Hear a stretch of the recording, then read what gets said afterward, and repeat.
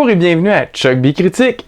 Aujourd'hui, je donne mon avis sur la nouvelle comédie produite par Seth Rogen intitulée Bon Garçon, version française de Good Boys. Dans ce film, on suit Max, Thor et Lucas, trois jeunes préados qui tentent d'apprendre à embrasser avant d'aller à leur premier party où ils sont supposés de jouer à la bouteille. S'ensuit donc une série de mésaventures comiques où ces jeunes bien élevés devront faire des choses interdites. C'est réalisé par Gene Stupnitsky, le co-scénariste de la comédie Year One avec Jack Black et Michael Cera. Et c'est scénarisé par Lee Eisenberg, qui a justement coécrit Year One avec Gene et qui a aussi fait Bad Teacher avec Cameron Diaz. Si vous avez vu ces deux comédies, vous pouvez vous douter du style d'humour que celle-ci utilise. Pour ceux dont c'est pas le cas, disons que c'est des blagues stupides, vulgaires, mais amusantes. Pour moi, le meilleur aspect du film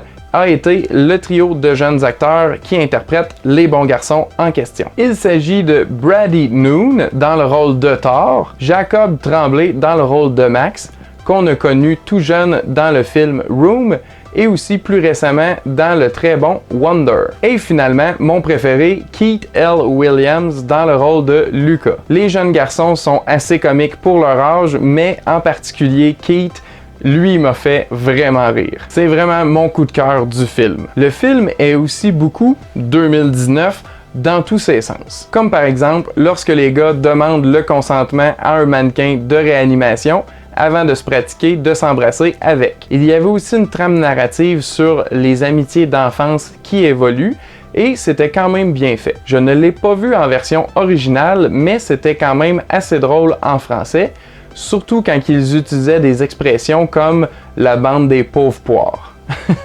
Le seul problème en fait, c'est que j'ai trouvé le film drôle, mais pas hilarant. De plus, j'ai trouvé que ce n'était pas autant vulgaire et irrévérencieux que ce que le marketing laisse entendre. D'ailleurs, sur l'affiche du film, on indique que le film est supposément accessible qu'aux 16 ans et plus, alors qu'en réalité, il est 13 ans et plus.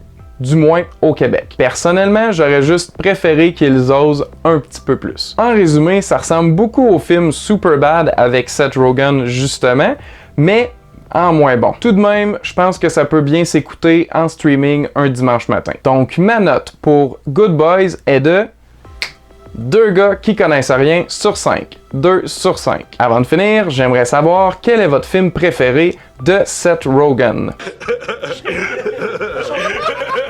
Il y en a malheureusement beaucoup que je suis plus capable de regarder parce qu'ils contiennent James Franco. Si vous savez pas de quoi je parle, faites une petite recherche Google. Par contre, j'ai vraiment aimé 50-50 avec Joseph Gordon-Levitt. C'est très touchant, drôle et ça démontre les talents d'acteur de Seth Rogen au-delà de l'humour. Et vous, c'est lequel votre film de Seth Rogen favori? Avez-vous vu Good Boys? Qu'est-ce que vous en pensez? Répondez-moi dans les commentaires ci-dessous. Merci de m'encourager en aimant et partageant cette critique, mais aussi en allant vous abonner à notre chaîne YouTube des gars qui connaissent rien, où vous trouverez nos épisodes du podcast en exclusivité vidéo. Merci et à la prochaine!